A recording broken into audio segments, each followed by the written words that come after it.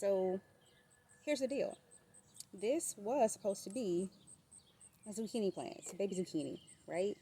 And so the blossom or the flower was right here. And so from that end is where the actual fruit or the zucchini comes from. Here's the stem that's attached to the plant. And as you can see that?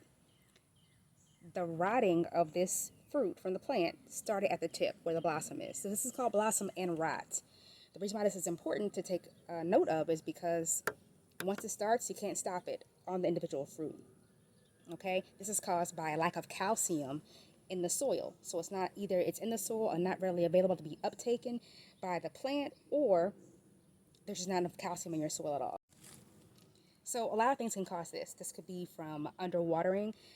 Zucchini plants, squash plants need lots and lots of water, about 1 inch when you water it. They need lots and lots of water. They're good at sucking up and staying hydrated. Stay hydrated. And so you need to water them regularly and at least about 1 inch every time you water.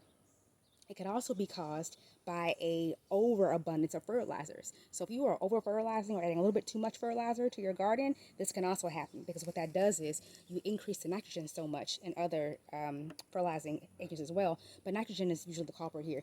You have so much nitrogen in your soil that the calcium is not readily available for the plant to uptake. And so without calcium, you end up with end blossom rot or blossom end rot. And so that's what that happens. Let me show you how I fix that issue in my garden. So here's my solution. Literally, I just add calcium back to the soil. That's really all I do. The form that I use is a granular formulation, and this is in the form of gypsum. So if you're not familiar with gypsum, what that is just basically chalk. You know, it's the same, it's calcium disulfate, and so, you know, it's the same thing that you find in chalk and chalkboards, drywall in your house.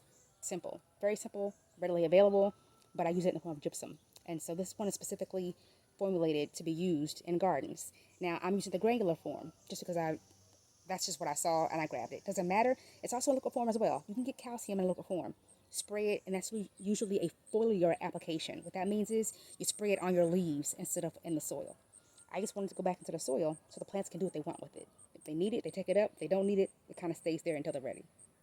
So that's how I fix that.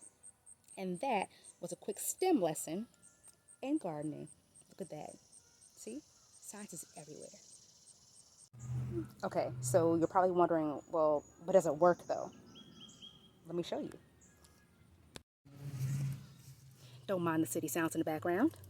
So as you can see, I'm going to show you a plant that I just took it off of, so you know that I'm being on up and up with you, straight 100.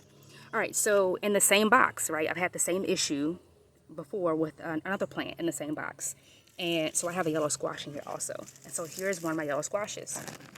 And as you can see, this yellow squash is nice and healthy. There is no blossom end rot here because I have started applying calcium to this box in particular. So does it work?